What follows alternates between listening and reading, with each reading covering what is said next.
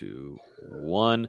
What is happening, guys? This is Logan Robinson from Here the Spirit, presented to you by NoleGameDay.com. We are here on a wonderful and rainy Thursday evening in Tallahassee. I don't know why my voice went from low to really high there with some different levels and decibels, but here to try to bring some excitement because we've got a lot of interesting stuff, some ups and some downs to talk about on this podcast this week. Really excited for. We got the whole crew too. With me at the top is D-Lou, Dustin Lewis, our editor-in-chief at NoleGaming.com. We got Nate Greer, lead recruiting insider, at the bottom left, and then Austin Veazey, our lead basketball writer, bottom right, with the shoe boxes all around him in his closet. What is up? What is happening? Good evening, guys. No, this show is not canceled. I know that we're 4 minutes late, but the show is not canceled. Yeah, have some 4 patience. minutes, the world's over.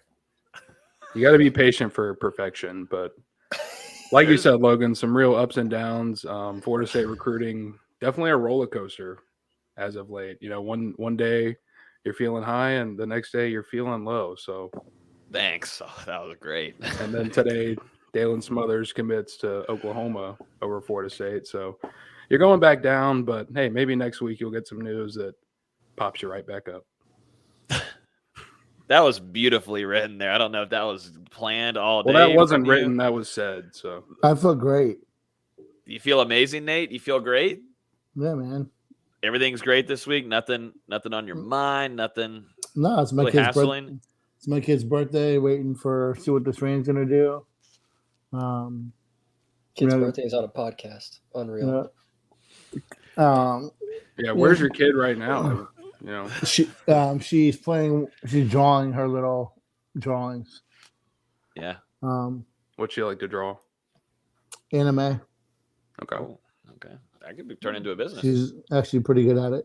That could turn into a business. Parsons decommitted, so rip that Band-Aid off. Yeah, man. Feeling good. Miami's recruiting at an elite level. Florida's whiffing, so feeling great. Yeah, we'll discuss about that. But yeah, let's get started before we get going with all the scoopage of what has happened the last week. Make sure you guys hit the subscribe button, like. We're on Spotify, iTunes, Google Play. Make sure you guys sub over there. I've been seeing a lot of more views and listens right now, so appreciate y'all hopping on the live streams and hanging out with us every week. Let's get started. Number one topic of the week is going to be Chris Parson, Florida State's quarterback commit, now former of the 2023 class. Seems like this was just coming a little bit for a while. Once he canceled his journal with us at NoleGameDay.com, kind of felt like something was up here. You had Dad and the spaces with FSU fans kind of riling them up. You see tweets kind of left and right there. Chris Parson deletes and, unfriends and gets rid of following everybody on the beat in Tallahassee, except for I'm still alive somehow in that boat, but absolutely wipes everyone on the beat. And so you start, and then also there's no contact there. He has a whole media blackout before his elite camp. He has one interview then, and that practically wrapped up the last time we really got to have a chat with Chris until he went and competed at the Elite 11. So, gentlemen, it finally happened. We were close to that camp and that recruitment. Things kind of went sideways there. And, everybody's kind of speculating what had to have been the situation that caused it. And I think it's pretty apparent and right in front of our faces with the heavy interest now of Brock Glenn, another really talented quarterback that competed in the Elite 11, starting to the staff. And I think FSU starting to feel optimistic about landing him. Chris kind of felt that, and it seemed like the Parson family and him no longer want to be in that same quarterback room with Brock Glenn if that ends up being the case. But the staff was really communicative, Dustin. I mean, you had a close relationship with the Parson family for a very long while. What's going on here? I mean, I know it was a little bit expected, but it happened. It finally happened. Yeah, like you said, it kind of felt like this was coming.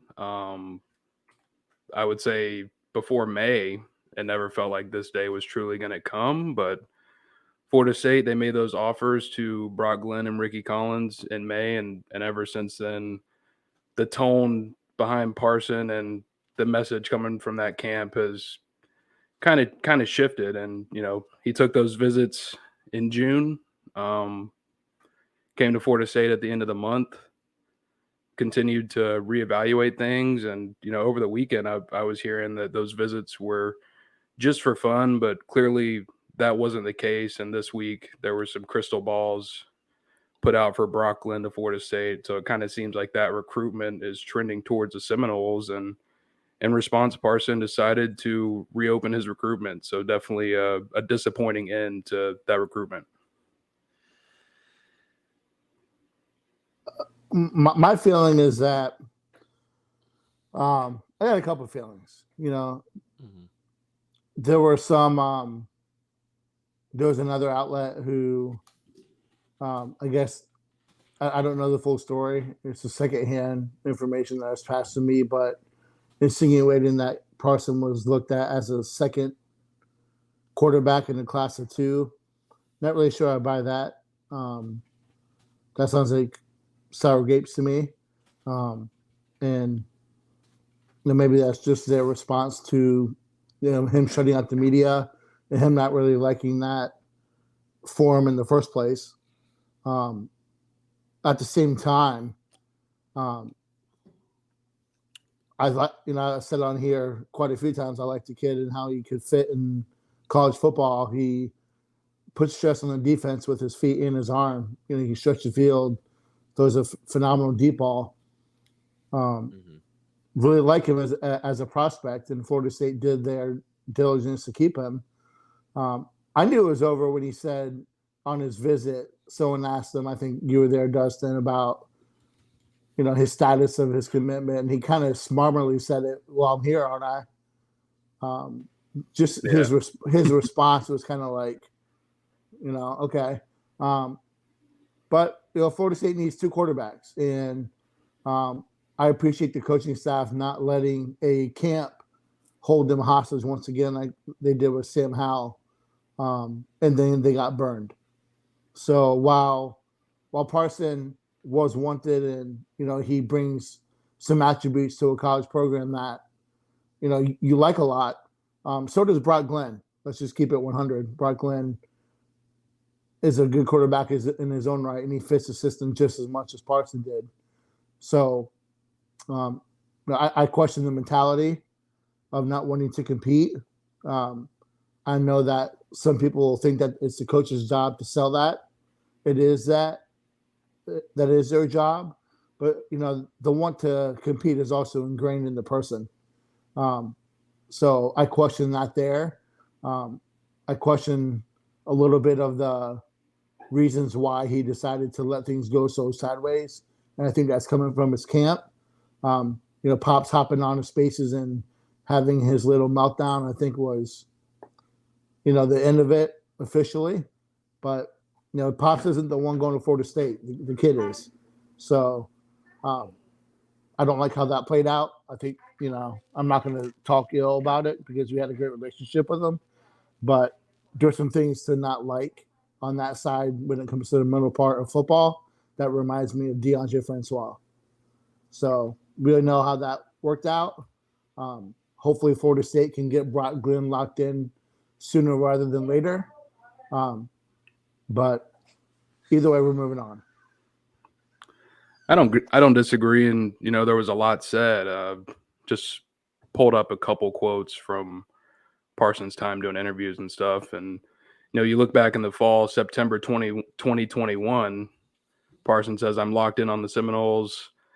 I won't be going to any other schools to visit. I'm locked in on Florida State 100%. You get to January, that's where we started the journal, same kind of thing. I won't be visiting any other schools throughout my senior year. I don't care what anyone on social media has to say about it. And just progressing through the offseason, that was the same message. The offers go out in May. And Nate, I was going to pull up that quote that you were talking about.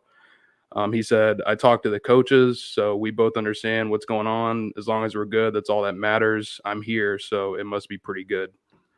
And that was a week later. He was at Mississippi State. A week after that, he was at SMU, and then he concluded it with that official visit to Florida State. But, obviously that message changed over time. And I think that we've discussed it. I think that he didn't, maybe his camp didn't like the way that Florida State covered him. Again, that's just I'm not understanding that part. Being a quarterback, at a high Division I program, you're going to get praise and you're going to be the scapegoat. So, well, it's Twitter. It's Twitter also, but crazy FSU Twitter. But it was also a couple websites that, apparently, beat writers or whomever, not everyone's going to talk positive of you. How are you going to persevere through that, or how are you going to use that as a way to push you? And that's why I challenge the mental part of it. I'm not saying that he doesn't understand the game or anything like that. It's just me, as someone that's covered this part of the college sport for a long time. You see kids like this that sometimes they just don't pan out. Yeah, and I mean, you've already had that instability at quarterback the last couple of years. I mean, we saw what happened with DeAndre Francois. You lost James Blackman. Things didn't go how you were expecting. With Mackenzie Milton a year ago, Chubba Purdy transferred out. So you're in a very precarious situation right now. And if Jordan Travis decides to leave after the fall, you're sitting there with Tate Rodemaker, who hasn't showed a ton to this point, and a true freshman, A.J. Duffy. So you've got to find a quarterback that's going to help stabilize this program moving into the future. And I think that's what Florida State's, whatever. That's what Florida State's looking for. They want to bring in 2 quarterbacks in his class. Yeah. That message was clear from the beginning to Parson. Yes. And then, whenever Florida State pulled that trigger and put those offers out, he kind of flip-flopped on what he had said before. And that's the thing that I think maybe I as a fan, bothers me the most is that, the coaching staff was forthright with him the whole time. It's not something that they just threw on him at the last moment. And I think they've done a great job building the trenches. We talked about that a lot. They're trying to bring some skill in. They got to hit a home run with quarterback in this class. So, they can't risk anything. So if if it was Parson or whether it was vice versa, Glenn that was committed and they were offering Chris Parson, either way it worked out. Florida State's got to get a leader of the class, signed and ready to go. Mm-hmm. Yeah, you can't lose. The staff did what they had to do. I mean, you can't. The kid, if he's going to decommit and doesn't want to come in with another quarterback in his class, and so be it. But Florida State, as a program, if you look at the quarterback room going into the season, I think that's one of, if not the thinnest room right next to tight end. I mean, that's a very scary situation if you lose Jordan Travis there. They've got to build that quarterback room. They got to build it with talent. They got to build it with guys that can actually start. And the ACC, I don't think Tate Rodemaker's a starter. Definitely Duffy, from the things that we saw in the spring. I didn't see really much growth on the Rodemaker side like maybe some other outlets did. I mean, I kind of keep it straight up with you. I mean, it's just not to be the case. Jordan Travis is levels ahead of these guys. So Florida State's got to fix that quarterback room. So you got to bring in 2 quarterbacks. I like, I think Brock Glenn did an interview with Tallahassee Democrat with them and, kind of said it in a quote just to kind of sum it up, saying, I would love to come in and compete. Iron sharpens iron. And that's not really what we really heard a ton of, Dustin, from Chris, really. I mean, it seems like if he got asked the question, then he would try to make it sound around that way, but it wasn't kind of straight up and clear kind of on Glenn's side. And both guys are extremely talented. I think it's a loss for Florida State. I think the mental thing, like Nate is saying, is definitely worrisome. That is definitely a worried thing that I wouldn't want to have out of my quarterback. But the play on the field and the talent, the way that it could work in this offense, man, and he's got a cannon, it definitely sucks in Florida State's favor. That's why you'd love that bring in too. Yeah, I'm sure that, bringing in Parson and Glenn would have been, ideal. Yeah. It's going to be interesting where they go now. We talked about in our chat, man. The board's interesting. From moving forward, quarterbacks are committed. Do they still evaluate and pursue another high school kid, or now does that turn into a portal because of your plan of wanting 2 high school quarterbacks is kind of messed up now? Yeah, like you said, anyone you go after at this point, you're getting into it pretty late on. And I mean, you were already late as is, getting on an uncommitted guy and Brock Glenn, and you're battling pretty hard with Ohio State, Auburn, and LSU right there. And Ricky Collins, it seems like that offer came too late, and it's going to take something monumental to get him to flip from Purdue. So we'll see how it plays out during the fall. But outside of that, there was some talk behind maybe Emory Williams. He's now committed to Miami.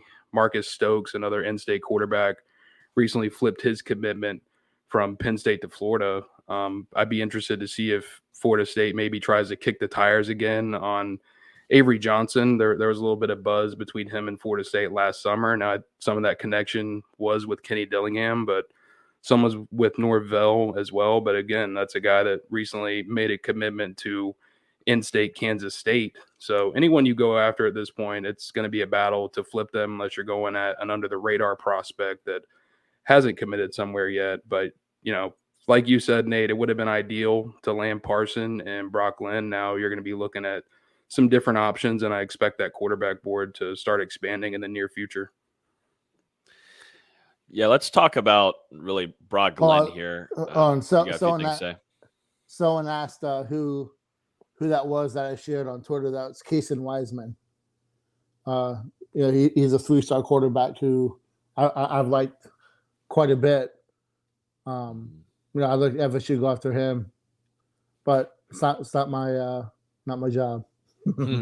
Yeah. No, let's talk Brock Glenn a little bit too now. I mean, that seems like Florida State's got a good spot here. It was all depending too with Ohio State's quarterback room. You've always had Auburn there, but I think Florida State, Coach Tokars and Norvell and the whole offensive staff have really put themselves in a pretty good spot to land a really, once again, a talented quarterback to help make that fix from losing Chris Parson. Should we see something happening in the near future? Because it seems like day by day, things just keep on trending in the right direction for Florida State to land another talented quarterback out of Tennessee. Yeah, so the message from Brock ever since his official visit to Florida State was he wanted to make a commitment in late June or in early July. And, now we're getting to that mid-July point. So you're like, what's going on? And I think it's become extremely tough for him to make these decisions. I would say right now, Ohio State and Florida State are right there at the top of his recruitment, and LSU recently offered, and they're trying to get him to hold off on making a decision before the dead period lifts back up to get him to Baton Rouge. I traded some messages with Brock earlier in the week, actually yesterday, and he said that he's hoping to make a decision here in the next week or two.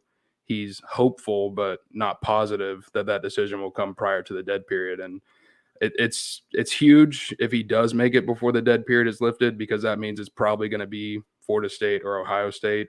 If it's after that and he makes a visit to LSU, the Tigers could very well be trending in that recruitment. But obviously Florida State, a lot of crystal balls coming their way as of late. So we'll see if the Seminoles can close out another recruitment and get a quarterback back on the board in the class of 23. They got to land them, after this whole deal with Chris Parson, man. Yeah, they have to. The longer it goes, I think the more worried you have to be. I think this is something that Florida State would like to get wrapped up here pretty soon. So, I mean, the longer it goes, the less chances I look at FSU, because then you have the kid that is committed to Baylor. I know that he's an option for Ohio State. Like Dustin said, you have LSU coming in the picture. The longer this goes, the more options. So, I'm sure Florida State's pushing as much as they possibly can to get this wrapped up. Mm-hmm. And Nate, Logan, I'm guessing you're on this boat, but Chris Parson probably wouldn't have backed out of the class if he didn't get word that another quarterback would be hopping on board pretty soon. I was just about to tell you that Florida State staff was extremely communicative, as we know, with Chris Parson, the family and everything. They told him multiple times how many quarterbacks they wanted, who they were going after, the top guys in the recruiting board, all that kind of stuff. They're very communicative. I wouldn't be shocked whatsoever if they kind of gave him a little heads up there that they were expecting Brock Glenn to be a commit to Florida State here soon. Wouldn't shock me. But hey, Hayes Fawcett gets another edit, another phenomenal looking FSU edit. Good for him. I'm sure he was happy to get that one done for Chris. Mhm. I remember Chris told me whenever he got his commitment edit done by Hayes, and it got sent to him like after he made his commitment to Florida State. But I'm sure this time when he contacted him about a decommitment edit, he responded like within 30 seconds. And was like, I'm going to get that done for you, buddy. Of course, he's a Miami fan, so he's got to keep that locked in, you know? Yeah, speaking of that, we have a few Miami fans here in the comments too, but I did see it. Well, not that. Where's the there was a question regarding Miami and them. I hesitate on pretty good run right now. Jaden Rashada a quality quarterback. Yeah, this is a question here. Florida's not out recruiting Florida State right now. Couple of those commitments, you know, Webb, for instance, Florida State pretty much declined to recruit him, and Dustin can back that up. Florida State did not pursue him. Marcus Stokes was lower on the board.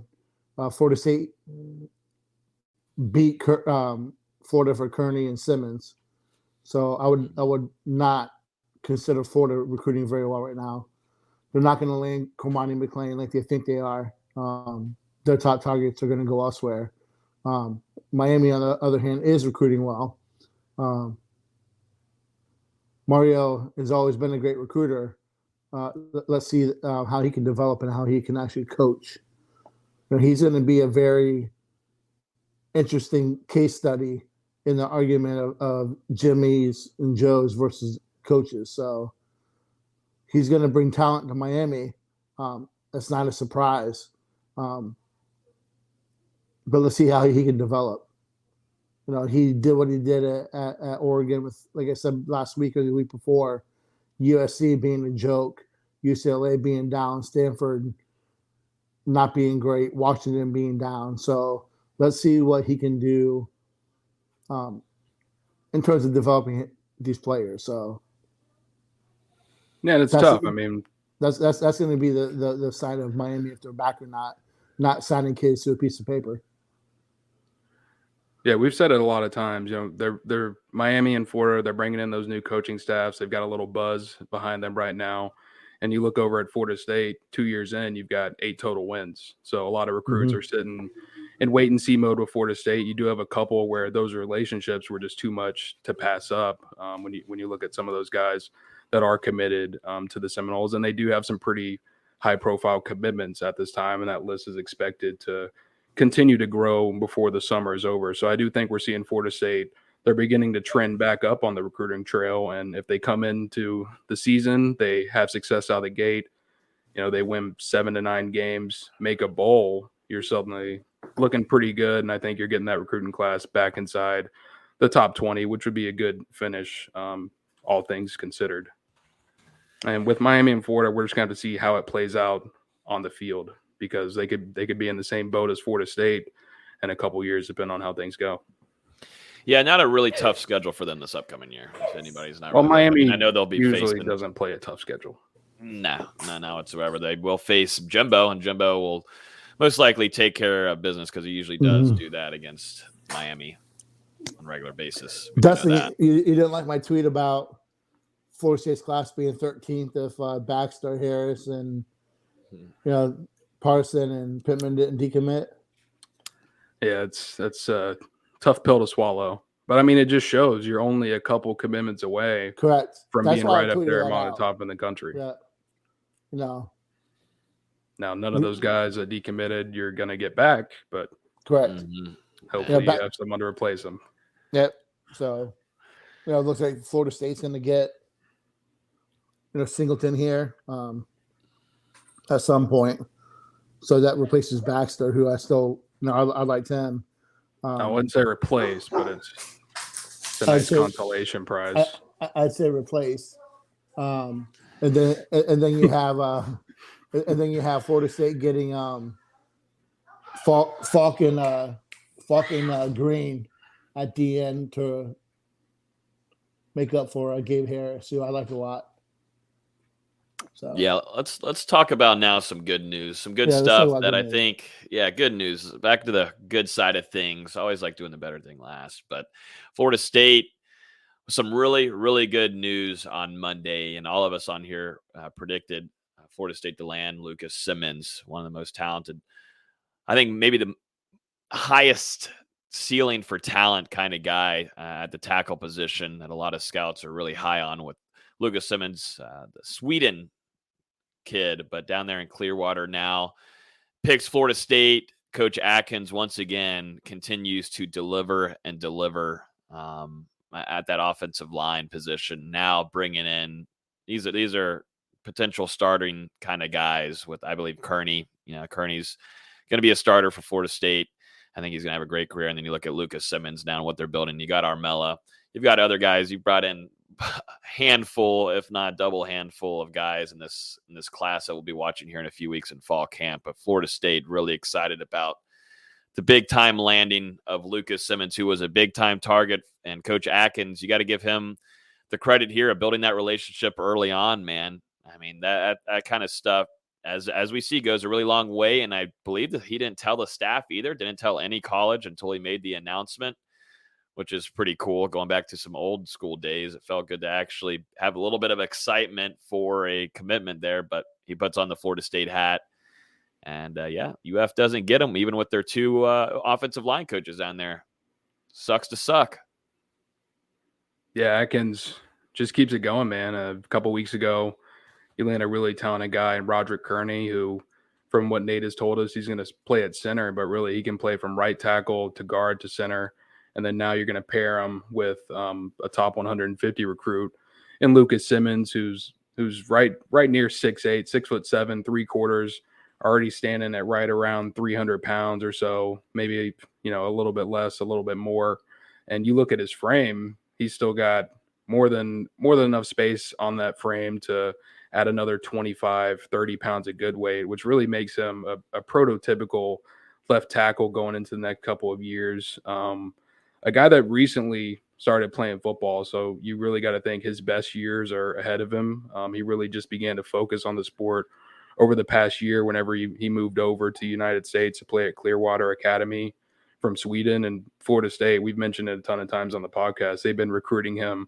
They made that offer when he still lived in Sweden, when he was getting off a train back home at Sweden. And Atkins developed that relationship ever since, the closest that he has with any coach in his recruitment, and that relationship is what led him to Florida State. His parents came on that final official visit in June, and they fell in love with it as well. And Lucas, he's I don't think he's going to be a day one starter for Florida State, but this is a guy who has potential to be a 3 to 4 year starter in a 5-year career, and then one day be a NFL draft pick. And like I said, his best football is ahead of him, and he really believes that Atkins is that guy to get him to the next level. Yeah, I mean, agree 100%. I think he's the best tackle that FSU's landed since Rojo. And I don't think it's really that close. I think FSU fans are going to have to be patient with him. He's not a day one starter. I do expect to see a very, I won't say huge, but screw it. I won't say huge leap this year. He's 2 years of playing football. I expect him to get even better this year. And I think he'll climb the rankings, man, because of, his footwork, how quick he is. His reach, 82-inch reach is ridiculous. He's got to get stronger, get better. Atkins, I think, has his left tackle for 3 years. So huge get, beating USC, beating Florida. Tennessee was probably second in that recruitment. So, Florida State did a heck of a job there. Yeah, Josh Storm's definitely going to do him some well because you already see how athletic he is at nearly 6'8". He's a physical player. So a couple years under Storms in that strength and conditioning program, get him beefed up, and that's your left tackle of the future right there in Lucas Simmons. And I mean, there's a lot to like, not only as a player but as a person. I think Florida State is getting a tremendous addition to the community. And just one quote on Atkins from his official visit. He said, "Coach Atkins is a guy I really respect and trust. It's hard for me to trust people at all, especially college coaches, because I feel that it can be kind of fake at times, if you know what I mean. I feel with Atkins that I know exactly what I'm getting into. I can't say any bad things about Atkins at all. I just enjoy talking to him." And like I said, that relationship has been going for over a year. And whenever he came to campus, he spent a lot of time around the players because he wanted to know if they were getting that same feeling from Atkins that he was. And they said that there's not a recruiting Alex Atkins and an on-campus Alex Atkins. He's the same guy all the time. He's always real with you. And, there's going to be some tough days, but this Florida State coaching staff is going to push you to be your best. And Simmons really rocked with that message. He also has a good relationship with Kearney. So those two are going to come into Florida State and try to help continue that overhaul of the offensive front that we've seen over the last couple of years. But, one last comment, we'll move on. He definitely fits that new ace tackle. Not saying that he's Evan Neal, but you see the athleticism that Evan Neal, put out there on his social media, his workouts, not the old school, 6'4", 350 tackle. These guys are long leaning, they can move. So, Simmons has some of those traits that Evan Neal has where, his footwork is just a difference. Mm-hmm. It's nice to feel you got Kearney and, like you said, Simmons, bell cows for that offensive line, man. They could go out there and do some more recruiting too. It could get better. It could get better, definitely, with them being able to show it with Coach Atkins. If they're able to keep Coach Atkins, that's going to be the real key now for Coach Alford. But for AD Alford, he's got a big task on his hand. If for anything, if that's his biggest thing, it might be Coach Atkins and keeping him sealed here. You look 2 years on the road real quick. You had an offensive line of, at center, put Kearney. Then you have Sapp that could play center. You could put him at guard. You have Julian Armella who could play guard or tackle. You have Kearney that could play guard or center.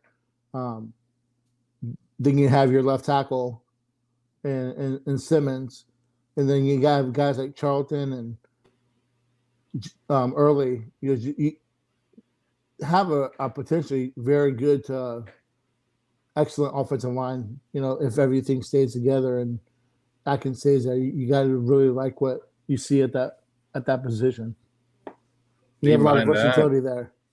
Yeah, I mean, even behind that, Rotower, Bryson Estes, Lloyd Williams, there's some guys in the cupboard that could develop into major pieces for Florida State over the next couple of years. And we've seen that incremental progress from the offensive line. It's going to take another step this fall because there's been more depth added there. But the future, it's only getting brighter, because you're bringing in more talent into that room, and you can expect Florida State to continue to look at that graduate transfer market to see if there's any stopgap options after the season to, put in place while some of those guys develop like we've already seen. But, I mean, all the signs are pointing to this unit making a major turnaround. And, 3, 4, or 5 years ago, you were wondering what the hell happened to Florida State's offensive line.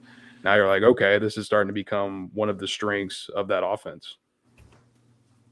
Yeah, that's a whole 180. I really liked, too, what I saw from Daughtry Richardson in camp, and that was true freshman coming in, and I was really impressed from what I saw.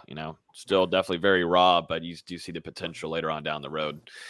So, yeah, Coach Atkins does it once again and lands top target, definitely the offensive line position with Lucas Simmons. He'll be coming to Florida State next year.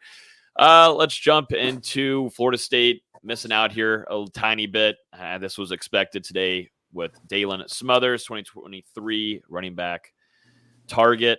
Recently visited Florida State. Seemed like the visit went very well. We're hearing good things. And then seems like he's going to go join a big room in that running back room over there.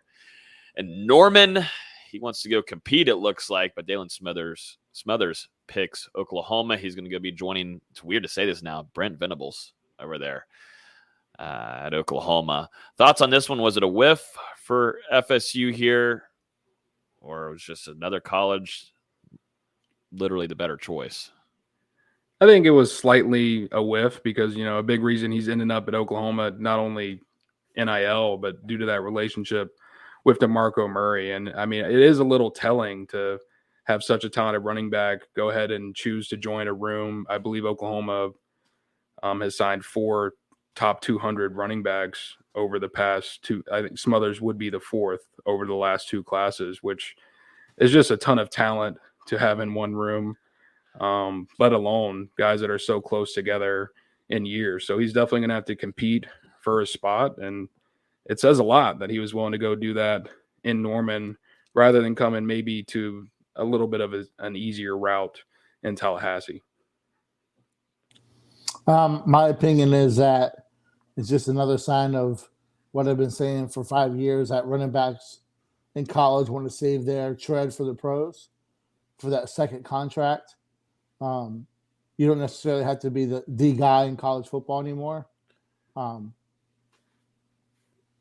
But I think DeMarco Murray also is just a hell of a recruiter. He is. So, kind of what we talked about with Parson, some of it falls on the coaching staff to get these guys to buy into what you're selling in competition and all that. So he did a great job there. I don't think it's a whiff. It's just they got beat out. I think the staff did a great job recruiting him. 3 visits that were all excellent visits per Smothers. Things just didn't work out the way that Florida State wanted it to. So, moving on to, Singleton, who is very similar. Him and Smothers are very similar. And I don't think you miss anything, with either or. Florida State just got beat in that recruitment. So I don't know if I agree with that. I think Smothers is a caliber above, and also, I disagree. I know you do, but going back to the last recruiting class, I'm talking right Florida. now. Is it Singleton? This is the second running back now that Oklahoma has beaten out Florida State for in the last 2 classes. You add Smothers to Javonte Barnes from the last cycle. Mm-hmm. So back-to-back years, Florida State loses a highly touted running back to the Sooners. That's I don't tough think to see. Javonte Barnes was really realistic. He officially last visited. year. That's great, but I don't think that he was really realistic. Okay. But we can debate Smothers versus Singleton at another time. But out of the 2, I would take Singleton. But I digress. Nah.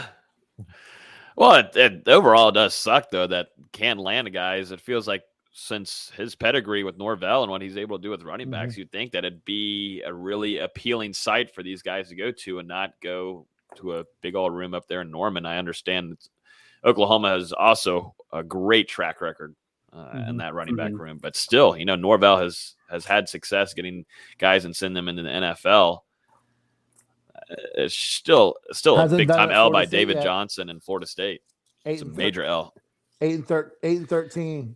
I mean, your walk-on running back is a starter this upcoming season. 8-13 wears on you on the recruiting trail. So, whether it's right or wrong, that plays a role. So, you can go, present what you've done at the running back position, irregardless of what you have depth-wise. I think that he's either going to be in the rotation in a year or 2, or he's going to be in the portal. So we'll see. And you got to think, too, with this offensive line. I know there's a couple comments on here talking about it. I do think with the offensive line improving and such, that will help in a lot of areas with both quarterback and running back, too. I mean, blocking, which continues to get better. You're going to attract more, but still, I mean, you got to be a recruiter, man. It's tough to lose out on these guys. Yeah, and Florida State is going to have a really good run game this year, so it's going to be interesting to see what opens up on that front. What does that look like here in October, November, December. Yeah, we're getting close now to training camp preview since Florida State starts week 0. Florida State will start their practice a bit earlier than other colleges across the country. So looks like this might be one of our last, if not our second to last, before we go dive into a training camp preview, which I'm very excited to talk about that running back room after what we saw in the spring. Bench them for Heisman. That's right. Let's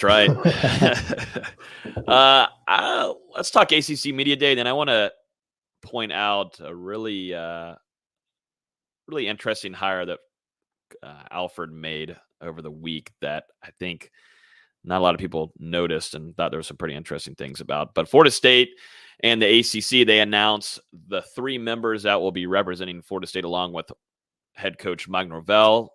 No surprise here. Jordan Travis.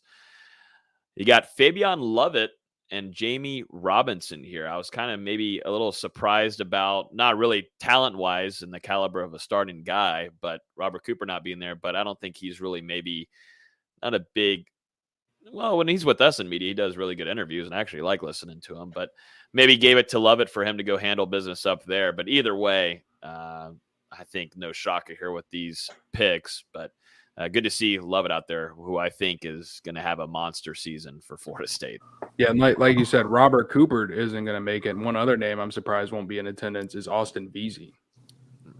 Oh, man. I was about to ask Austin who's he more excited to interview. Well, I won't be there, unfortunately. Got some work stuff going on. If it was 2 days later, I'd be there. But couldn't stop selling shoes for a few hours to go. Yeah, sorry. Pays the bills, It does pay the bills. I've seen. I had to go check out the site earlier this week, VZ, because I'm looking for some shoes, and they do pay the bills. I would see that. They do pay the bills. But yeah, they got those guys representing Florida State. I don't think really any shock here. It was really weird not to see. I'm trying to think. Give me the long snapper names, please. Give me those. I don't know. Oh, great. Awesome. Now, someone's about to get real mad at me because I see my guy at Township all the time, and now I'm completely flustered. Don't even know his name. Forgetting the dang name, and I got it on the tip of my tongue, so I'll make up for it. I'm not even going to look at my phone, and I'll figure it out by the end of this podcast. What's the over under? I don't know. What's the You said you had it on the tip of your tongue. Isn't there a Rosenberry? Look at that. BZ knows more than Delu on the snapper situation. I know both of their names. It's funny watching you squirm. Oh, God. I mean, it's James Rosenberry and Garrett. Well, no. Oh, my God. Why'd you say it? I know there's an M somewhere. We talked to Garrett Murray's parents after the Florida game. Can't even remember his name. Yeah, great. Wonderful.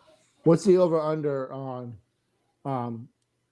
SEC and conference expansion that these coaches are going to be asked?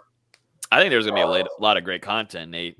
I think that's all I know. So far, that's been the biggest hitter. I mean, right now, NG's beating out Tom Brady pieces at Bucks game day. So the more ACC, SEC, Big Ten talk, I'm here for it. But I think they're going to have to. There's going to be a lot of questions. I mean, if you're going to be there, Austin, we got to get the clicks. So we'd be sending you with all the questions. They would never see you again. So it'd be perfect. You just lay out all the. That's the only thing I care about. Honestly, I wasn't here last week to talk about it.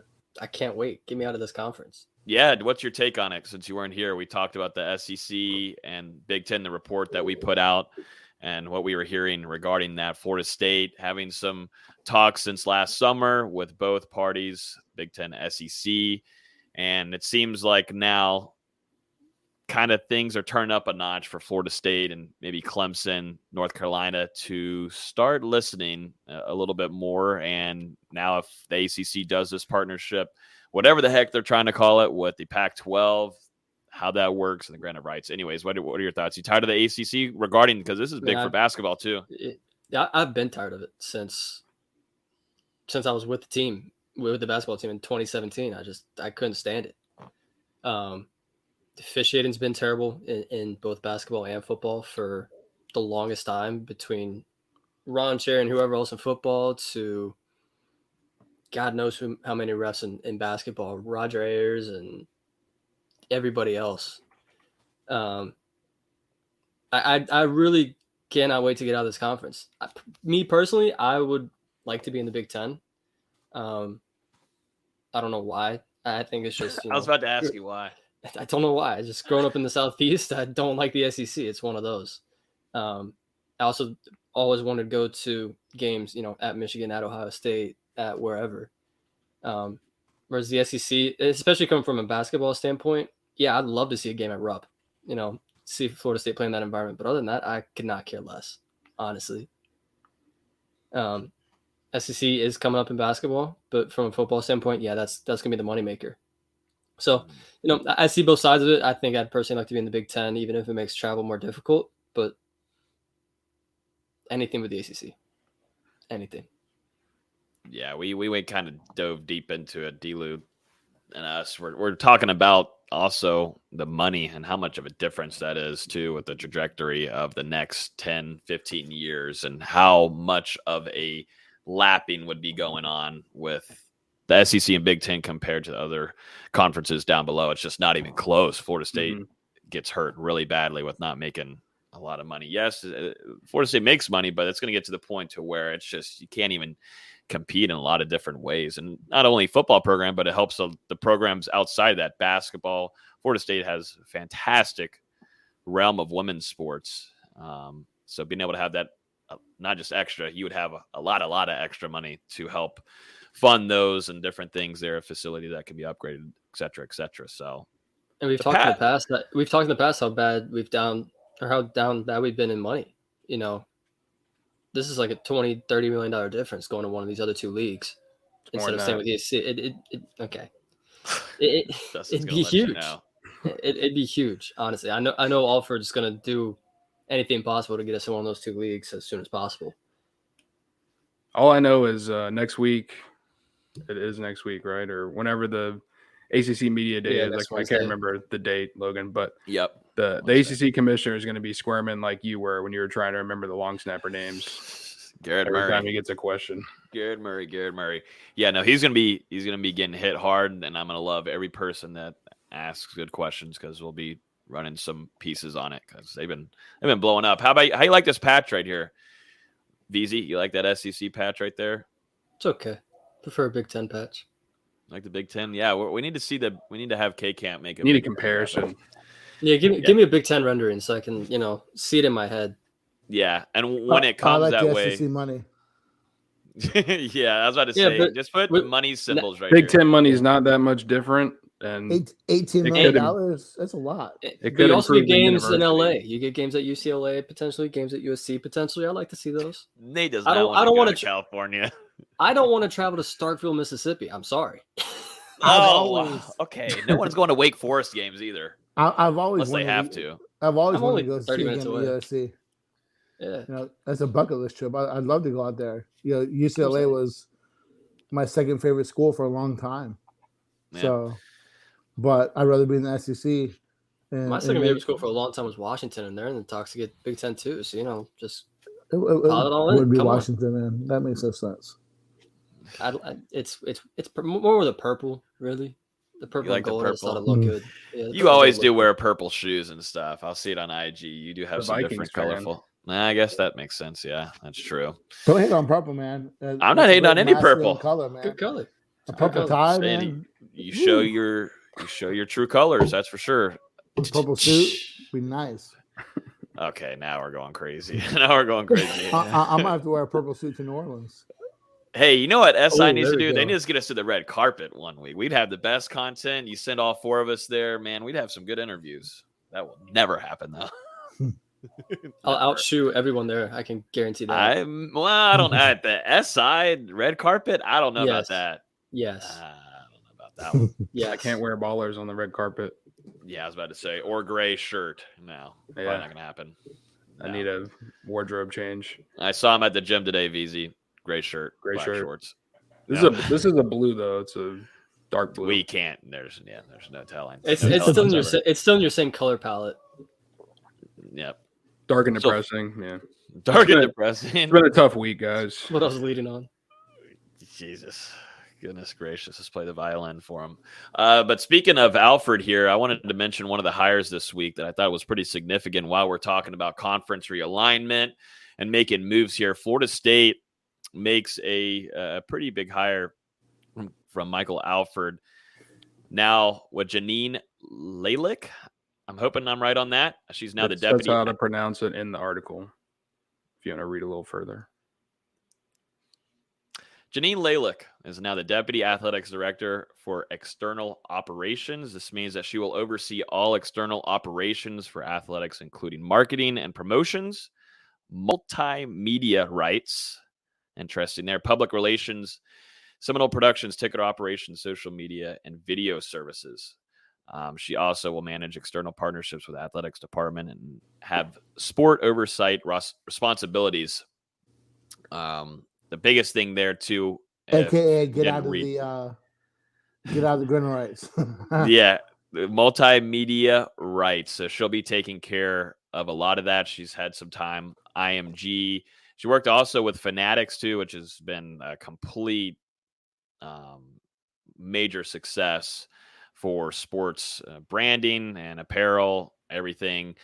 Did a whole lot too with Ticketmaster also. So she's got a whole variety of a background here, but I think the most significant one here is that she's going to be doing a lot of hands-on stuff with working these relationships with multimedia relations, which you can kind of start seeing what Alfred is doing here a tiny bit, building a team around him. And you can see that there's been a need for change here in Florida State in the admin and making some moves in this regard, because Florida State has kind of put themselves in the last about close to 10 years now in a pretty tough spot to where, the brand is still there, but just doesn't seem like things are clicking in some other departments. And these hires that you're seeing Alfred make, I think, is going to only help bring in some more opportunities for some money, and possibly get yourself out of a agreement that's going all the way till 2036. I kind of disagree a little bit on the value. That chart that Alfred tweeted out. Florida State football program being down is still 15th in terms of overall value. I think that there's money there, but not what needs to be had in order to compete with the top level. Yeah, and actually Sports Illustrated released an article today with their valuations of every FBS program in the country, and Florida State came in on the list 19 out of 69. So, I mean, not too bad. You're still in the upper tier of the country, but clearly, and that wasn't for not winning. That wasn't just football. That was all sports, academics. I think TV viewership. It was a bunch of things tied into one, and Florida State ranked in the upper tiers. But you definitely want to be higher than that. Mm-hmm.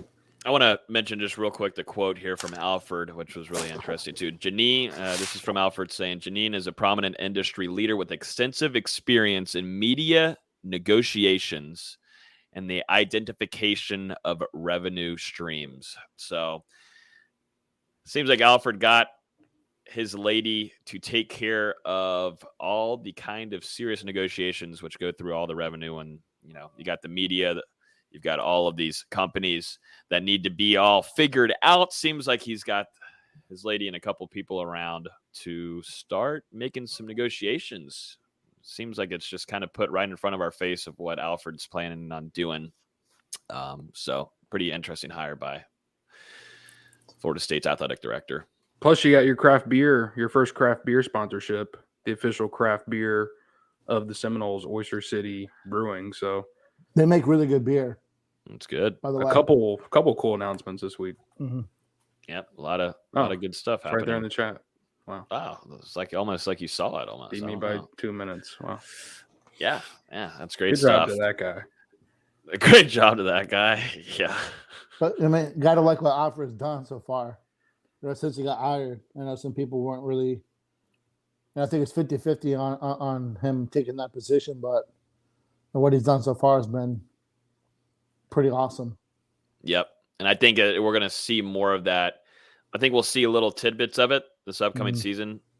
We'll probably notice a few different things, but then heading into 2023, I think things might be looking a little bit different. Let's talk too about some former Seminoles, at least on the football team, that are going to be inducted into Florida State Athletics Hall of Fame. We know this one very well. Snoop Minnis will be inducted into the Florida State Athletics Hall of Fame. And then E.G. Green also is going to be inducted. Nate, this is around your time back in the day. Are you not going to read off the other people? I mean, there's Brooks Koepka. Brooks Koepka. I mean, that too. Brooks Koepka. And you gotta talk about Tim Pickett. There was 10 people. We're just gonna be like, well, all right. I didn't know. I'll go through all of them. Then we'll start from top to bottom. Everybody, it's disrespectful. I'm practicing Jeff Collane, who we also need to go on the podcast soon. I'm coming for your job. I'm about to list this out. If I screw up once, and I'll never get hired on Florida State's radio. Number 1, Gene Wes Abone from 2000-2010 tennis. Congratulations to her. Amanda DaCosta. Soccer 2007 to 2010. Emma Dutton, swimming and diving. Shout out to the swimming and diving team 2001 and 2004. E.G. Green, like we just said. Football, Brooks Koepka, a legend now in PGA and Live now, I guess. The Live tournament tour, whatever. 2009, 2012 over there in the golf scene. And they got Snoop Minnis from 1997 to 2000. You got Tim Pickett, like VZ was just mentioning there, basketball legend 2003, 2004. Tony Presley. Oh my God. I'm just got fired. Yeah, didn't get it. Didn't get the job. Didn't get the job on the 7th person there. But Tony Presley, phenomenal player in soccer from 2008 to 2011. James Ramsey, I do know this one very well, 2009, 2012 from the baseball diamond. Oh God, I'm definitely not getting this job.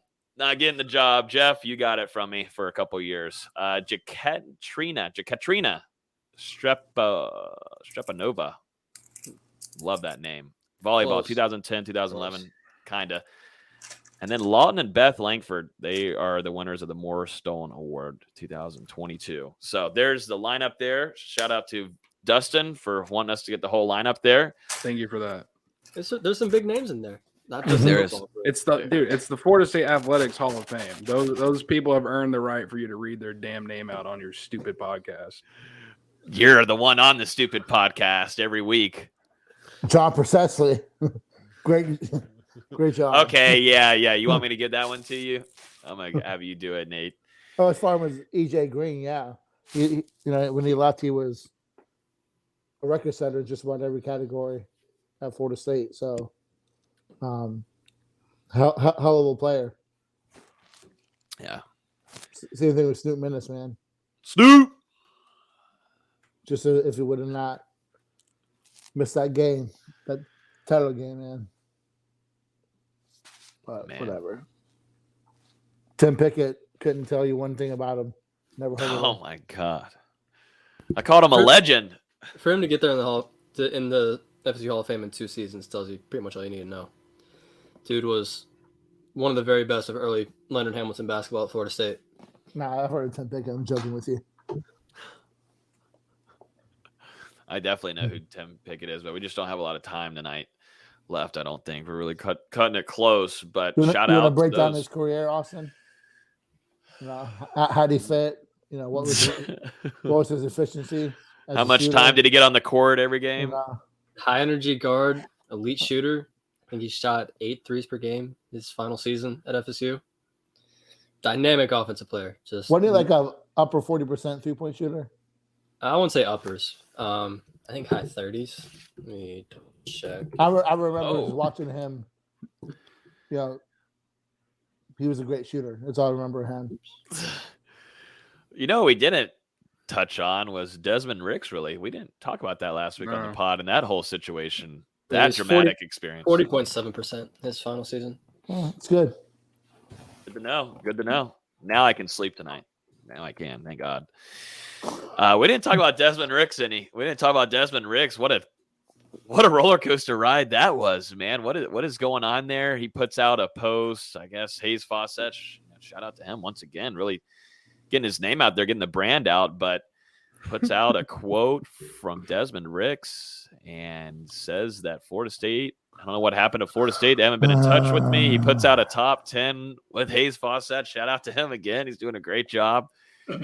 Puts out the top 10, and Florida State's not on there. It seems like some random names of schools in there just to kind of add on to the dramaticness of not having Florida State in there. Thoughts on Desmond Ricks?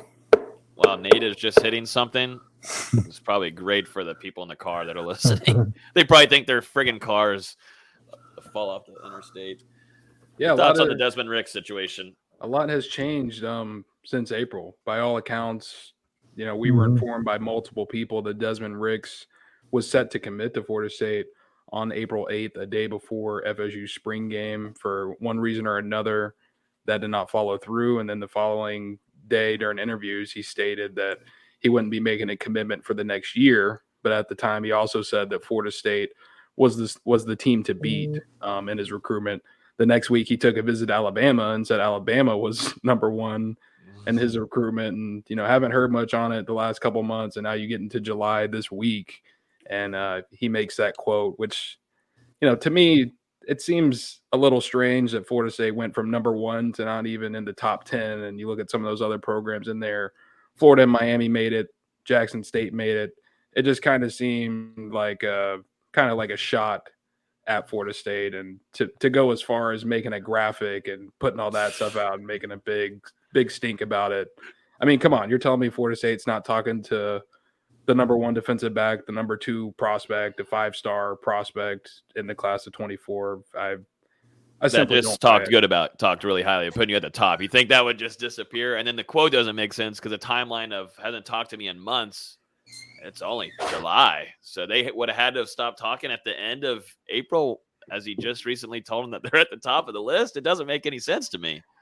I don't really buy it. It really seems like someone got in his ear and it was a targeted shot at Florida State. And, a lot of things can change with the class of 24 recruit. We'll just have to see how it plays out from here. But that relationship definitely, it took a shot at it the other day. It was just a no-win situation for the staff. Like, you can't respond to it. Yeah, you can't respond to it. All you can do is take it on the chin and go recruit someone else. But it's like, damn, come on, man. I'm sure the staff saw that and they're like, come on, like, what are we doing here?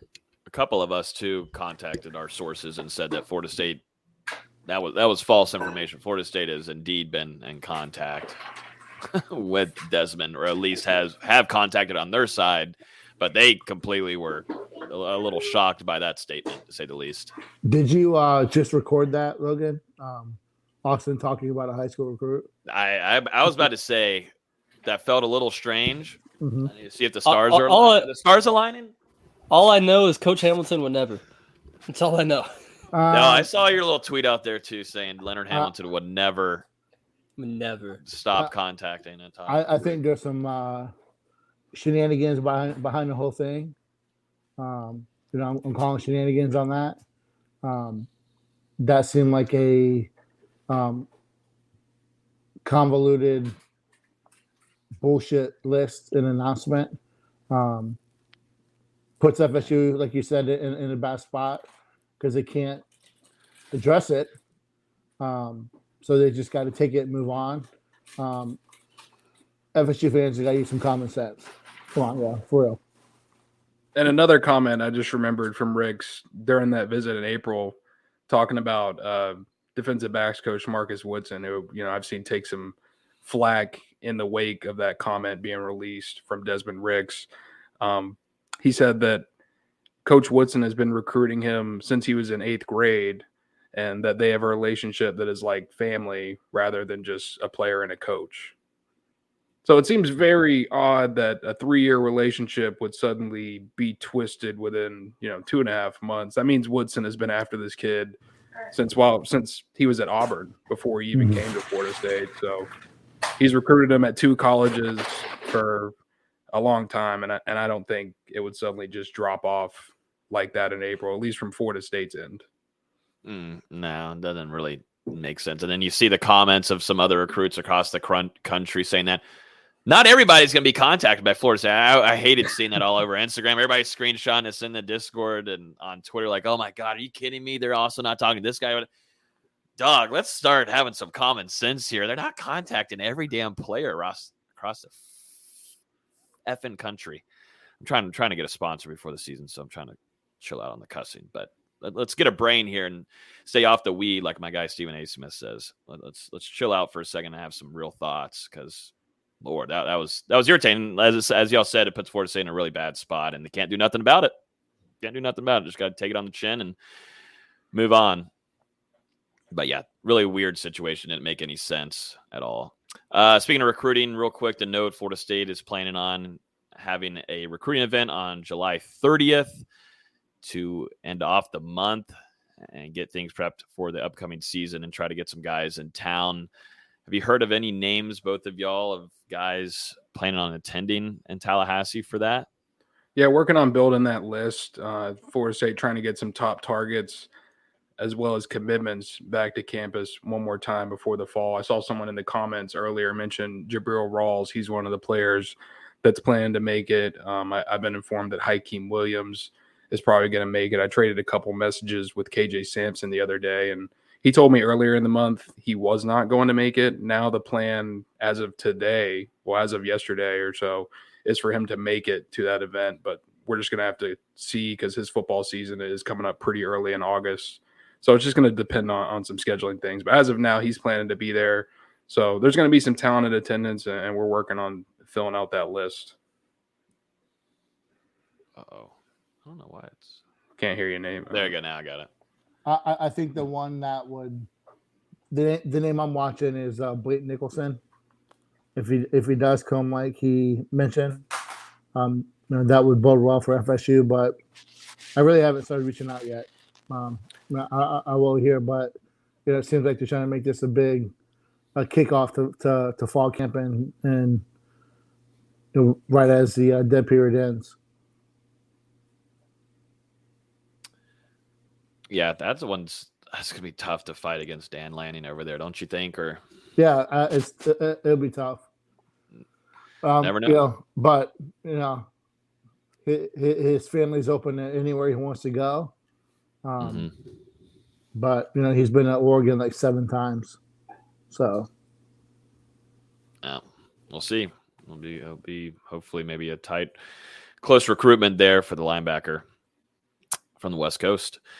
Let's jump into some basketball to finish up. I noted on here because I've just been seeing it all over my timeline with Cabangeli over there with the Summer League on the Celtics team, absolutely balling right now, which I'm really excited for. Still got to get him on the pod. He's probably busy right now for a really good reason, but Cabangeli absolutely balling. I don't know. I don't have the stats pulled up or anything, but it feels like the last couple of weeks. Oh, thank God.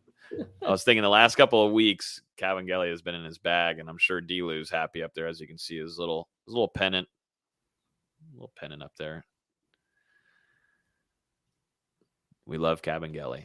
Yeah, well, that was great podcast. He did a great job. I was just going to say something about the Celtics. Well, I mean, I'm excited. I'm obviously excited about it because he was a player that I was hoping the Celtics would draft back in 2019. And, ever since we've started this podcast, there's been a couple guys that come through.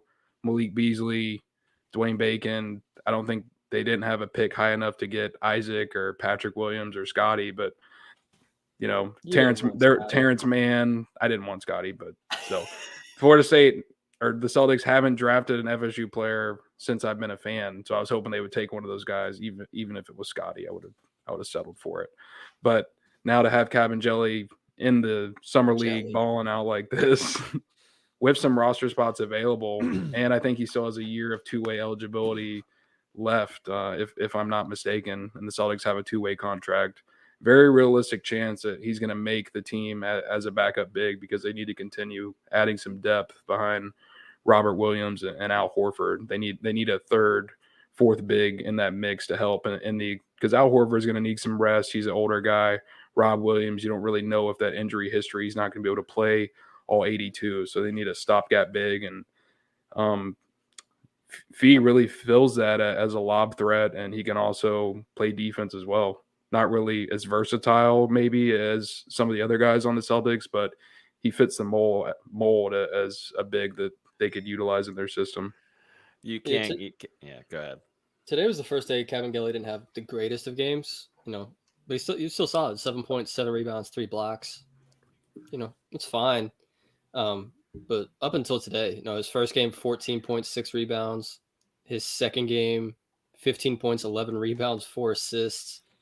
Then 2 days ago, 20 points, 13 rebounds, 4 assists, 2 blocks, and a steal. I mean, he's been absolutely killing it so far in Vegas. Can't say the same for everyone else in Vegas for Florida State. Polite hasn't played. He's just signed a deal with the team in France, so I'm not that surprised. Honestly, Malik Osborne's been getting minutes here and there, but his first game was really the only one he got that much opportunity. MJ Walker hasn't done much. Raekwon Gray's been all right. He started every game so far for the Nets. Balja Kovacic has played a total of like 12 minutes with the Pistons. Tough. And then John Butler, just the mystery continues at this point. He's played, I think, a total of 15, 16 minutes with the Pelicans so far. Been talking to some people today. I don't think he signed with a new agency yet. I know last time I was on here, I talked that he left Rock Nation. I don't think he signed with a new agent yet. Just a really strange situation. I feel bad for the kid, but it is what it is at this point. Yeah, I was going to say he hasn't signed with an agent yet. What agent is trying to sign him? So yeah, sucks. Yeah, you lose. I mean, he'll be joining Polite soon. Wow, where's Polite at? France. Yeah, he signed with ASVEL, I think it was, in France. How much does that pay usually? Do you know what do the kind of contracts look like? It's not terrible. You're not poor or anything. Yeah. I mean, it's probably in the 6 figures. Yeah, you're definitely it's not NBA money, but it's enough to live comfortably for probably sure. Probably high 5 figures if I had to guess. High as 5, okay. Depends where you're at in Europe or overseas. I bet. Shoo. I would take lower if I'm in a really pretty spot. Makes me happy looking at pretty scenic areas. Anyways, well, that's the fascination there from the over the seas leagues. If anybody still wants us to talk about that, we'll start off our own separate podcast, but we're going to end that. There's a lot of FSU guys playing in the over the seas leagues. That's what I'm saying. I keep following them too. I keep up with them. I don't know what in the hell and whatever team they're playing for, but I follow them. I just see the weird jerseys and all the sponsors on like every bit of them on their jerseys. But Dwayne Bacon's over in Italy or something. He's killing it over there, just smoking people. Hey. All I'll say is if Dominic Olenichuk can have a pro career, almost anybody can for Florida State. Matthew Thomas up this, but yeah. Matthew Thomas balling too in the Canada League. I don't know if you guys seen that too, but it seems like he's having a good season right now for them. It's a name I haven't heard in 6 years. I know, right? Oof. You had an interesting offer for him to come on this podcast. Yeah, we should get him on now. Nate, you had an interesting tweet earlier this week regarding Matthew Thomas, which I think would be even better of an episode. What? Replying to someone I know? Yeah. About being underdeveloped at Florida State? Yeah. About Matthew Thomas. I mean, I don't think that was really his. I don't think that was the coach's fault. No. I kind of agree with you on that part. No. I'm not going to put his business out there, but when a player is assigned someone to get him to class or make sure he eats and sleeps and wipes his ass and changes his underwear, that's not on the coaches. I'm not going to put his business out there, but roast him instantly. That he doesn't wipe his butt in the toilet. Well, looking forward to getting him on here next week on Hear the Sphere. We've got Matthew Thomas. And he's watching right now. Great. Well, no, maybe there's some CFL games on Thursday nights up there. I don't know. Anyways, yeah. I'm just saying. Keeping it real, man. I like it. We got to keep it real. I think there's a lot of too much of just some acting fake and all giddy on some places. Nice to keep it real for sometimes. This might be our last little relax podcast before we preview training camp. Still don't have it officially from Florida State, but expecting to be around July 27th. which would put us now less than 2 weeks away from camp. So just depending on official word and such, this time next week, we could be previewing a full-on fall camp for Florida State and begin the 2022 season run under Michael Bell. It's here. Feels good. I'll tell you, it feels good. It is a long and busy part of the year for all of us, but do miss it. Do miss a little bit. Do miss some practices. Do miss having some actual things to see in person. Then also come on here and talk with you guys about. It'll be good. A little bit better than talking about college football realignment every week now and decommitments and all that kind of stuff. So, yeah, that wraps it up. Chris Parson decommits. Lucas Simmons commits. That seems like to be the highlight there. We'll keep an eye out on any kind of conference stuff. You guys can follow us on si.com, and we're at nogameday.com. With Sports Illustrated, I think that's practically it. I don't think we have a guest lined up for next week. We don't know that yet. You never know. One might pop up, but we'll be seeing you guys next Thursday night. Do we want one more Chris Parson tidbit before we get off? Might as well. I mean, why not? Everybody wants it. Right? Forgot to say it earlier, but I was told that he did not inform the other commitments in the group chat that he was decommitting earlier this week. It kind of came as a surprise to the other guys in that chat, and obviously Parson has been a big part, and at least some of those guys committing to Florida State. You know, it's important not only to have a relationship with coaches, but also you've got this 4-star quarterback in your ear also recruiting you. So to have him leave like that kind of sucks. And I did have one FSU commit tell me, I believe he was truly locked in. Guys just don't like competition nowadays, I guess. And I think that about sums it up for everyone, because we saw those offers go out. We saw the heel turn from Parson, who grew up a Florida State fan. And, you know, he said it in his interview, this was one of his visits earlier this offseason. It was like his 12th or 13th visit to Florida State in his life, and, you know, all this stuff. And when the fire hits the pan, you know, what happens? Tough. Yeah. I wouldn't know. I haven't heard from him, so. Yeah. No, I don't think I will be.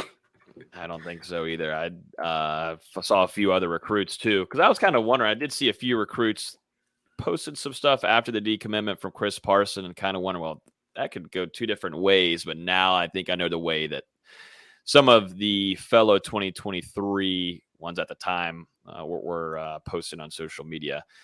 Maybe not a great way to go out there and kind of ghost everybody and not let them know the decision after you kind of created the group chat and everything. Not a great look. So we'll see. We'll see if Florida State finds some better news, maybe over the weekend, or early next week. We'll keep an eye out in that quarterback room. So we'll see. As always, you can listen on iTunes, Google Play, Spotify. If you're on YouTube, hit the like button, subscribe. If you're on iTunes, subscribe. If you're on Spotify, subscribe. So then every time you get notified when we release a new episode, we'll be back. We'll be back next week, maybe previewing some fall camp for Florida State. Excited. We're here. And yeah, we'll see you guys next week on Hear the Spirit, presented by NogameDay.com. Peace.